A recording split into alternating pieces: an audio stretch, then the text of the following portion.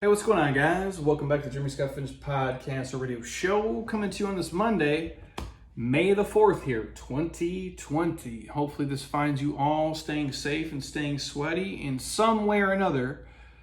Still doing shit you love with people you enjoy, because as you guys know, your life is too short not to do that.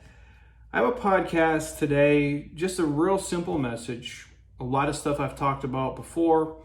You guys know my philosophy about life and what I value, and maybe we'll call this, what I'm putting first in my life. Not just during this pandemic season, but as we slowly come out of it and the aftermath of it, this is, what I'm going to value and what I'm going to spend my time doing. And the way that I kind of audit my life and think about it, I think a lot of you resonate with that. That's obviously why you listen. And if you're having a shitty day, hopefully this puts things into perspective and makes you feel a little bit better. But before I even hopped on the podcast, I was listening to the governor here of Arizona just kind of talk about some timelines. I think like barbershops and stuff we can do like in a week, and then restaurants, some version of them is going to open like on May the 11th, even though we still have the stay-at-home order till the 15th. I don't really know how any of this stuff works, but I trust they're taking data and making decisions based off that of what's in the best interest of public health. Still no word on gyms and fitness facilities, even though we did a podcast where we're not the same as a Gold's Gym or like a 24-hour fitness, even though they kind of all clump us together. So it's kind of weird how they'll navigate that, but still no word. So I guess I'm kind of idling by in that part of the business and not sure what we're going to do in the meantime, but we'll keep pumping out content and doing our thing. Even though I will say this, I am prepared here in the facility, because I've been talking to a lot of my fitness friends who own big facilities, small facilities, and everything in between. And I've set up all the protocols I think are going to need to be in place. But again, we don't really know until we see the guidelines. Some of the things I've seen some other states doing, just my opinion, is some unrealistic shit. So who knows? But just my people, if you're listening, I got you guys to make this the safest, sweatiest place possible for us to do these terrible workouts together. And when the guidelines come down, I'll look at them, and then we'll make a decision as a community of people. And I think that's what any of us are going to do. And I will say this during this, if anything comes from this, situation we're all sitting in, I hope it lets us understand what's really important and what we really value and what we really miss and what's the most vital things in our life. And hopefully for some of you who have had, your priorities kind of skewed, or you've been running 10,000 miles an hour, maybe this changes that. And it's your slap in the face. It's your wake-up call, like, oh shit, I was spending so much time worrying about X, Y, and Z when A, B, and C were really the things that mattered. And I've always appreciated our people. I have to say that. I've never taken them for granted even once, but now more than ever, I value the community aspect of it, because I'm being completely transparent here. I could just run an online fitness business. We could just, do affiliate stuff. We could just create our own programs. We could just go public speak. We could just work with brands. I could just do all those things and not even have a facility, and we would be fine. We could get by. It was cool. Now, it would not be as fun. And I realize that now more than ever. Even for me personally, just training myself, I have more fun when these guys come in and we rip these awful workouts together. I have more fun when we can just bullshit and share inappropriate workouts, and I can create programs, and not just for myself, but for other people to go through. And yeah, it's fun to see them online and watch them, but it's something else to see them come to life here with people. And even if everybody thinks the workout sucks and they'll hate me together, and I'll gladly wear that badge of honor. So the community part of it really is important. And I think all of you listening, if you've never been here, you never walked in the door, you've never, seen me in person, you've never been to our facility, the reason you're hearing me talk right now, the reason you see me on Instagram and all these platforms is because of these guys here. There would be no Jeremy Scott Fitness if from that base level, I didn't get to train somebody in a park at first. If I didn't work a corporate job and train, somebody at 5 a.m. and then at 8 p.m. at night to build up this business, to then move to, like a little 400 square foot space, to then rent a warehouse that didn't have fucking air conditioning, to then obviously buy the building we're sitting in. All that is possible because of the community of people, because they believed in what we were doing, because they wanted to come together. And yeah, my name might be on the door, but it's so much bigger than me. I'm just the one who facilitates it. But every single person matters, from the 6 p.m. person on a Tuesday to the 5 a.m. person on a Wednesday. They might never meet each other, but they're all part of the same like-minded community of people who want to be healthier and happier and just live an overall badass life. So I have to thank you guys for that. I appreciate you. And for all of you who train with us in person, who have been forced to go online because of the season we're sitting in and have not wavered from us and what we do, I thank you guys for that, because it does mean a lot. And I know it's not ideal for me and it's not ideal for you, but we're all doing the best we can together and staying connected digitally. So that is super cool. And just know, you guys, when we can open up, whatever it looks like, I'll do what's ever best for everybody. I'll exhaust myself as much as I can to accommodate everybody. Obviously, it's a business and it has to make money, but I'll do my best for you guys. I promise you that. So I did notice this too. Right before I hopped on the podcast, I did see Gold's Gym did file for Chapter 11 bankruptcy, which a lot of people read that and they're like, oh shit, all the Golds are gone. It doesn't mean that. I don't think they're liquidating. I believe they're just doing the Chapter 11 protection so they can still stay in business and keep the gym moving forward. I know they closed about 30 gyms, but I know some of the ones like in Georgia and I think maybe Florida too. I know Georgia for sure has opened them up.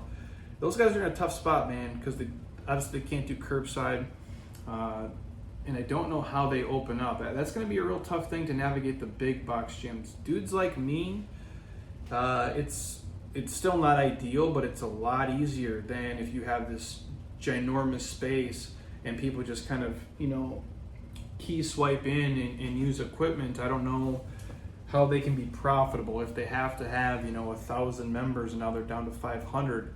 Even if they're open at half capacity, is the business profitable? And that's a thing that has nothing to do with this podcast actually, but I just, as I think it through, I was on the phone call today with a guy from Precision Nutrition, and we're just talking about different industries, and he's actually in Canada, and just saying that he has a buddy that is running restaurants, and even if the restaurants are open at 50% capacity every day and they're full at 50%, they're still underwater.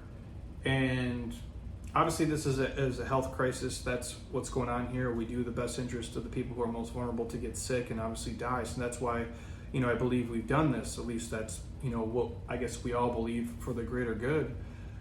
But when you think about it from that small business standpoint, these places that are not going to be profitable even when they're open at the capacity, it's not a great scenario. That's why I said I think 30% of gyms aren't going to exist after this. So 3 out of every 10 gyms they won't be there. And even if they're open on May 18th or May 26th or June 1st, I don't think they're going to be around in September, because it's just not a profitable business model. There's a lot that goes into this, and it's so complex and it's so dynamic, and it's really hard to watch because it's at no fault of their own. But I did just notice that Gold's filed for the Chapter 11 bankruptcy protection, and I know 24 Hour Fitness was thinking about it, but man, just a crazy time for sure. And just to see how things are kind of unfolding. And again, I don't wish that on anybody.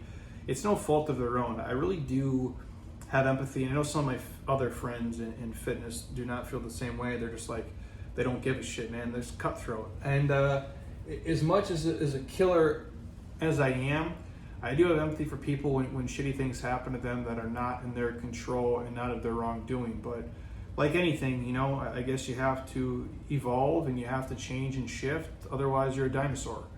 And as you can tell, there is no dinosaurs running around the earth, which would be crazy if they came back, because they're probably like, what the hell is this? But anyways, I'm sorry you guys for rambling. Hopefully you just enjoy me, fireside chatting with you there for a second. But I'm going to touch on this podcast. I took, again, a handful of different ideas and things I've been reading and just going through over the past probably a couple of weeks to just put my mind in the right place and understand what I value. And I was talking to my wife here as she was filming me before she left. All the decisions I've made in the last probably 5 years, and a lot of people thought I was crazy for paying off my house and thought I should expand and I should open up multiple facilities and buy a bigger space and do all these things. Every decision I've made in the last 5 years has basically been solidified to be the right one during this last 50 days. I don't know how else to say it. And my value system has been reinforced even more. And I'm not telling you, don't value material stuff. I'm not telling you don't buy a fancy car and live in a super fancy house. I'm never going to say that to you. Y'all grown adults, you spend your time and your money how you feel is best for you and what's important. But I think during this, if you have a car that's on a $700 a month lease, like your fancy Mercedes, did it really matter during this? I don't think it did. If you were spending so much time overextending yourself to redo your kitchen, did it really make you happier during this? And it's just food for thought. Again, this is not a judgment zone. I'm no better than anybody else. I'm not judging. I'm just saying I hope this can serve as a wake-up call and let you understand, what occupies your mind and what makes you the happiest at the end of the day. And only you guys can answer that. But let me kick this off with a written passage here. This is taken from a professor. And again, you guys have probably heard a similar version of this before, but I'm going to kick you this one. And here goes. One day, a philosophy professor brought a large glass jar and some beautiful river rocks to the class with him. Raise your hands when the jar is full, he instructed his students. And he began putting big rocks into this jar. So if you guys are picturing just like a big, giant glass jar, maybe the ones like we used to fill with like gumballs or pennies back in the day, or like those huge open like apple cider glass jars I think we used to have as a kid. I remember seeing the ones with the gumballs, because I wanted to like open them up and just chew the gumballs, even though they lost their flavor in like 2 seconds. That's what I'm talking about, like the giant glass jars. Maybe like I'm trying to think, like probably holds like a gallon or 2 gallons, right? So imagine the professor walks in with this huge glass jar and starts filling it with these beautiful river rocks and says, raise your hand when the glass is full. He instructs the students to do this, and he begins putting the big rocks into the jar. Soon the lid will no longer fit, and all the students raise their hands and indicate the jar was full. The professor then pulls out a bag of small rocks and black ones, little white pebbles, and starts pouring those into the jar. And as the pebbles roll down, they fill in the little gaps between the big river rocks. The students then smile, they start laughing, and they raise their hands. This time, thinking the jar is completely full. Then the professor produces a bag of sand and begins pouring that into the jar. When the sand has filled all the little gaps between the rocks and the pebbles, he triumphantly, placed the lid on the jar and asked the class, is the jar full now? They all clapped and agreed, yes, it's full. At that point, the professor opens the lid and slowly pours in 2 cups of coffee into the jar. The coffee completely fills the tiniest gaps between the rocks and the pebbles and the grains of sand. Now, life is very much like this jar, he said. The river rocks present the most important things in life, such as your ethics, your family, your loved ones, and your health. I think any of you guys listening believe those are probably the things most important to us, especially our health right now during this crisis. Even if you lost everything, your life would still be full of these most important things. The pebbles are the things in our lives that are pretty important, but our happiness shouldn't depend on them. Things like, let's say, our job, our house, and our car. And I'm talking like the type of job or car or house. I know it's tough right now if you've been furloughed or laid off, but like your job for most of you doesn't define you. The square footage of your house does not define who you are. The emblem on your car or the color or types of seats or wheels do not define you. And finally, the sand. That represents everything else. The countless small, busy things in our lives, which during this season for most of us has drastically been slowed down. If we fill up the jar with sand first, then we don't have any room for the river rocks or the pebbles. If we fill our lives with just the small, busy stuff, we don't have any room or time for the things that mean so much to most of us. After a brief moment of silence, The students asked the professor, "What does the coffee represent?" "Ah, I'm glad you asked," replied the professor. "It means that no matter how full your life is, there's always room for a cup of coffee with a friend." End story. I share that with you guys as just a visual. Obviously, it works better if I was doing it on YouTube and I actually walked you through it, but hopefully the podcast does it justice. But I think sometimes, again, like I've said probably 100 times by now on the podcast, we get so busy working in our lives, we don't take a second to step back and work on our lives. And if this is the pause you needed to do that, I guess you could look at it as a blessing as opposed to the curse a lot of us feel, that this would be. And as you audit yourself, as you go through this, you can ask yourself, what am I putting first in my life? Am I filling my life full of just sand? Or am I putting the big rocks first? Only you can answer that. But I think most Americans, especially because we get so busy chasing things and status and material possessions and stuff, we're not chasing happiness.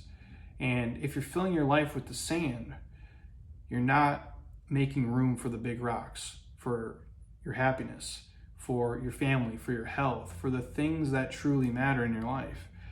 And when you start to step away from just the busyness and you get a couple moments of just silence to think, it freaks some people out because it can be scary when they have these oh shit moments. Like I was spending so much time doing this, searching for gratification here, searching for meaning here, finding importance here. Now that that's all been erased for the last 50, 60 days, who the fuck am I? What do I really value? What currently occupies the most space in your life? Today, in this season, when you're stuck at home, what is currently occupying the more space in your life? Is it more time with family? Is it, that kind of yearning for time with friends? Wanting to go hug your mom or your dad or go, have a beer with your buddies, whatever it may be. And you have to ask yourself, which things should be your true river rocks? Which are the biggest things that matter most to you?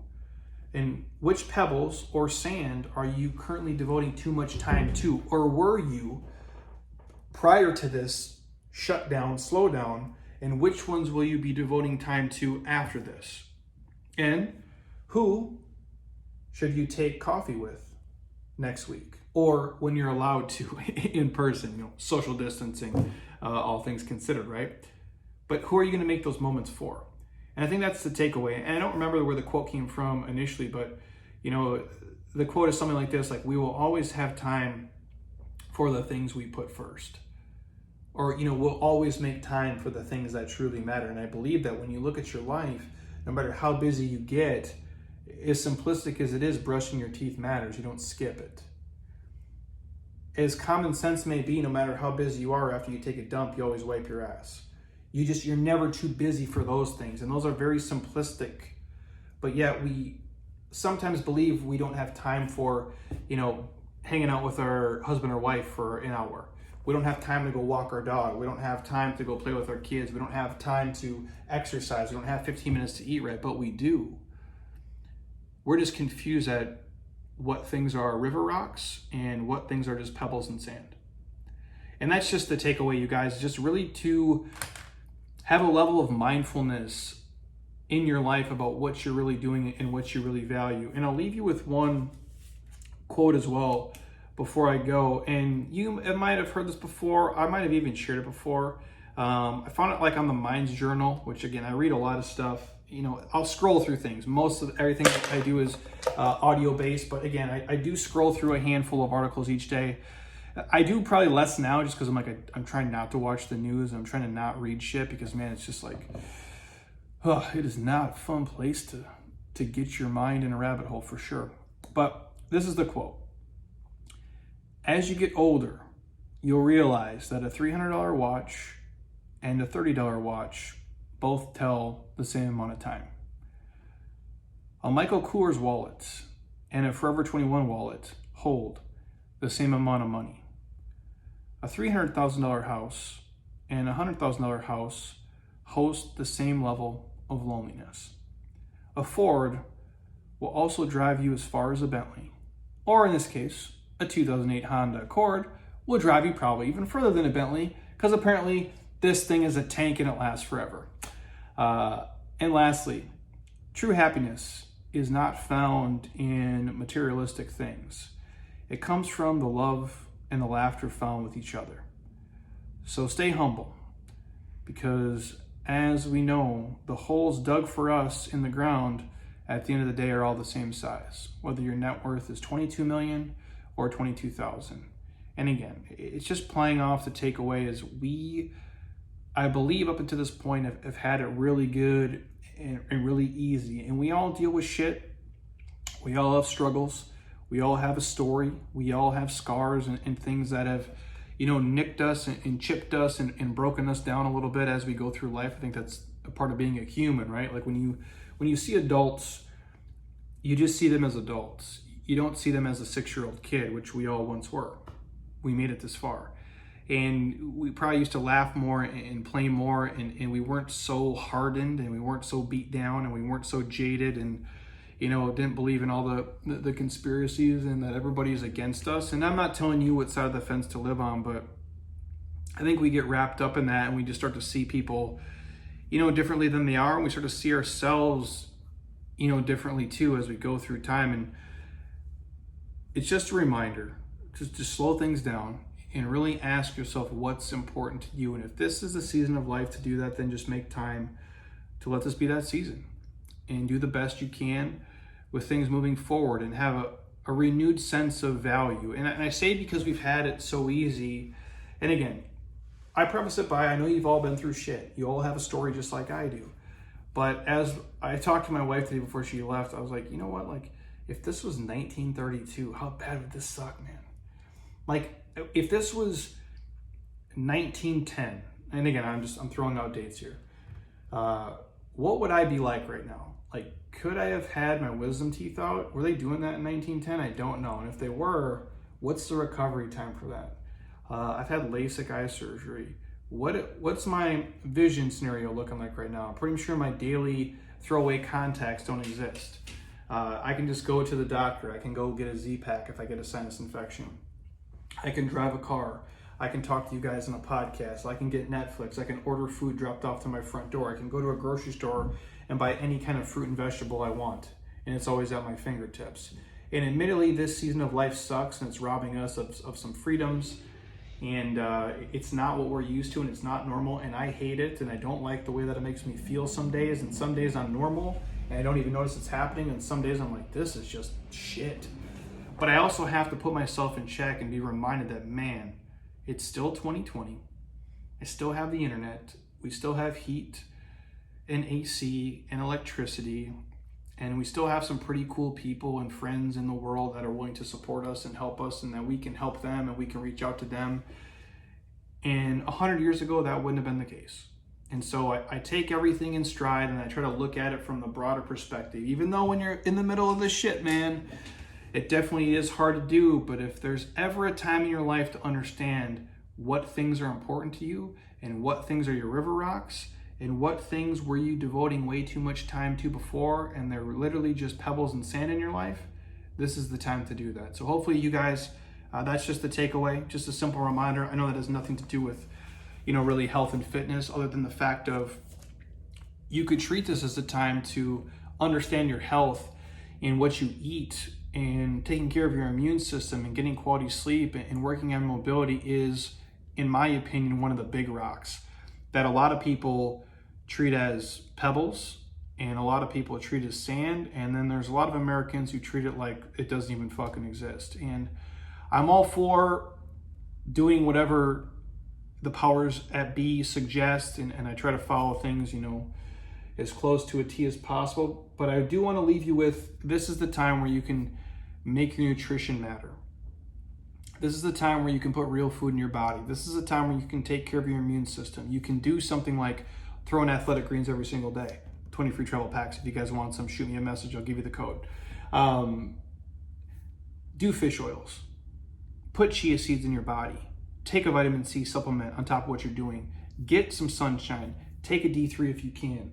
Throw in some zinc. Eat green vegetables every single day. Throw in a piece of fruit. Eat Ezekiel products if you're into, quality grains. If you can buy organic, buy organic. Hydrate your body. Don't always fill it with processed shit and booze, and don't try to find the solution in those things, because that's only going to make the problem worse. And that's what I'm talking about, big rocks and pebbles and sand here. So again, you guys, I just want to drop that real quick. It was on my mind, and hopefully it helped you. Again, when I do these episodes like this, it's never from a place of judgment. I'm not telling you what to do. You're all grown adults.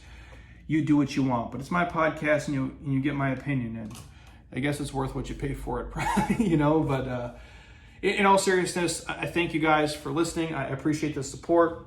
This has not been a fun time, I don't think, for any of us. And obviously it's affecting all of us at some level, some of us, deeper than others, but just know I'm here to help you guys any way that I possibly can, whether it be just through my words, through the free videos, through our emails, through our blogs, through the Twitter stuff that we pump out, or our YouTube videos. Again, I don't know a lot of single individuals who put out more free shit than I do, and we do it to help you guys as best we can. Even those of you who are listening, who have never bought one thing from us or support us, with one single dollar. I hope you can take some value from the things that we're sharing and doing, and you can apply them to your life, and it makes you a healthier, happier person, and it pulls you out of some shit if you're going through it. And if we can be that voice for you, I am happy to do so. Quick closing reminders here.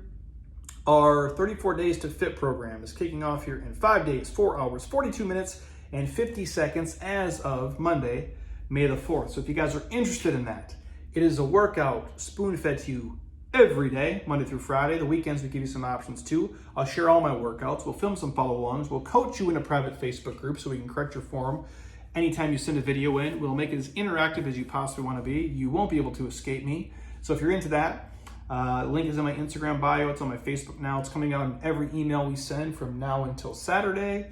If you're struggling with money, you've been furloughed, laid off, or money's just tight and you want to get in on it, hit me up. I'm happy to share a podcast discount code with you guys if that can make it a little bit easier.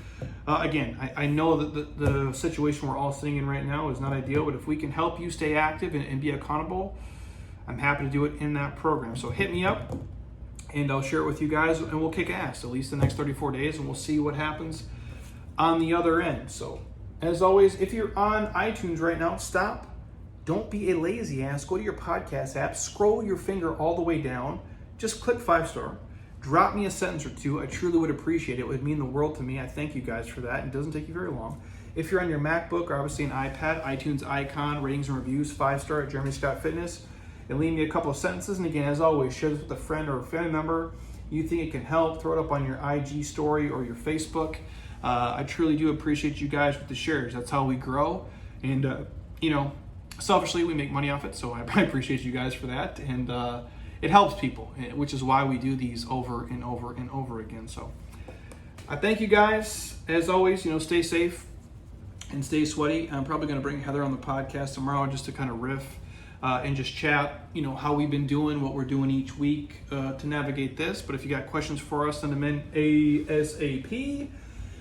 And again, if you're not on YouTube, make sure you guys subscribe to the Jeremy Scott Fitness YouTube page. We have about 1,100 videos on there, Q&As, full workouts, mobility stuff, recipes, most of the podcasts, and anything else I can throw on there that I think will help you guys just live a better life. And that's kind of what we're all about here. So I appreciate you guys sincerely. And until next time, eat well, train hard, be nice to people, and please, you guys, keep doing shit you love with people you enjoy, because your life is too short not to. I'll talk to you guys soon. Peace.